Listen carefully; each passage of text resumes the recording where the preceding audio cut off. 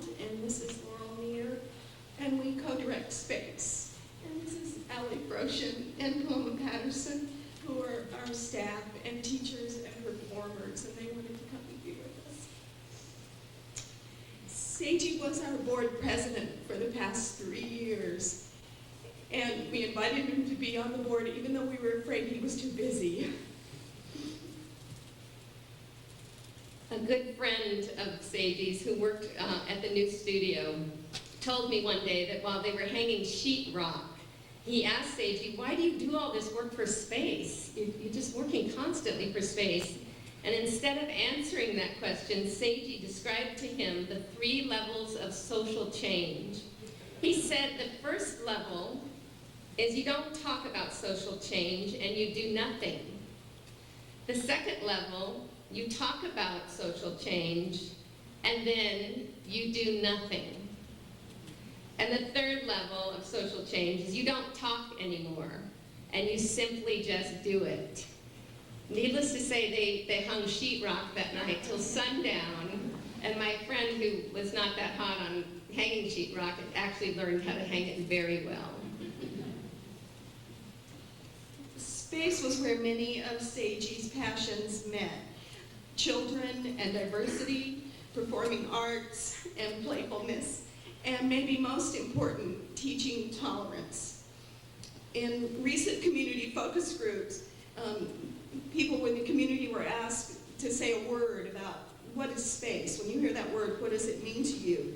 And the words liberal and political came forward, and we talked about that in our board meeting. And Seiji said, yeah, that's a good thing. You know, let's emphasize diversity. Let's be proud of including all cultures. Let's be proud of being social and environmentally active and aware. Seiji saw the importance of finding a space for space. We didn't really have a space.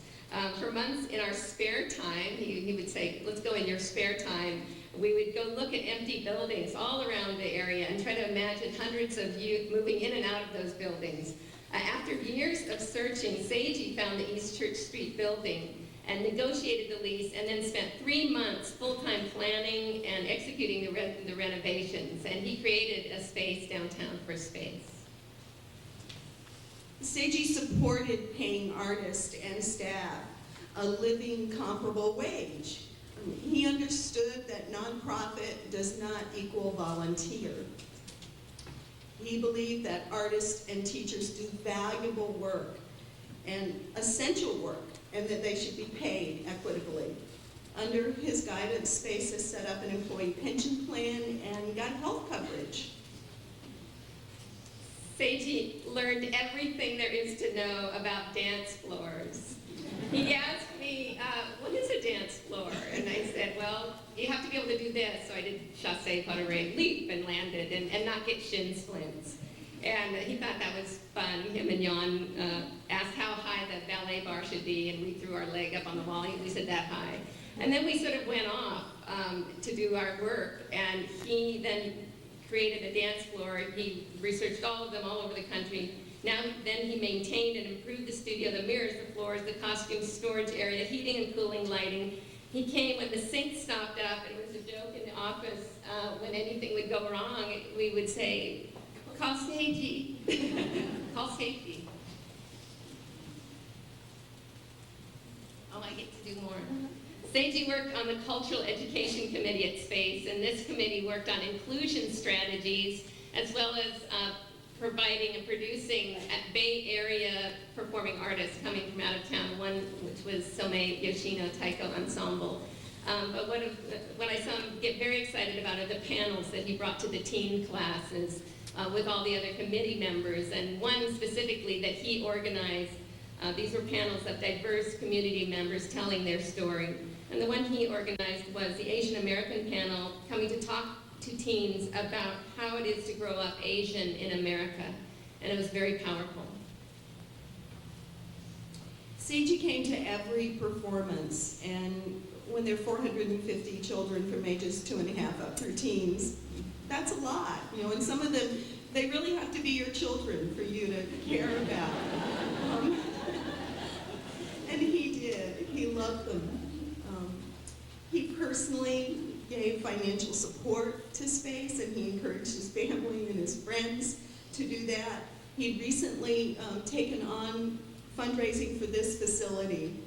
He was really excited about the plan that he had been to a workshop and learned about how he was going to bring the community into this facility and have them share the vision of creating a center for children and families. And he really wanted to have a luau outside. So I think we're going to have to do that, and we're going to have to do it without the rocks exploding. Seiji came into the office almost every day, often with coffee and pastries for Paloma and Allie and Paulette and me. And when he'd come in, Paulette and I would stop everything we were doing, although we were like seriously constantly in a crisis mode trying to get work done. And we would just drop. And he'd say, "What's happening at Space?" And we tell him he wanted to be updated all the time on what was going on.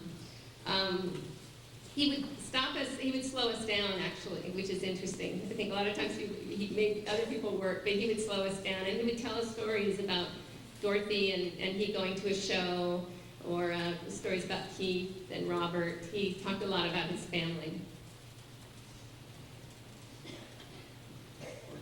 Years ago, Laura and I had this, what seemed like a really idealistic dream of a performing arts school.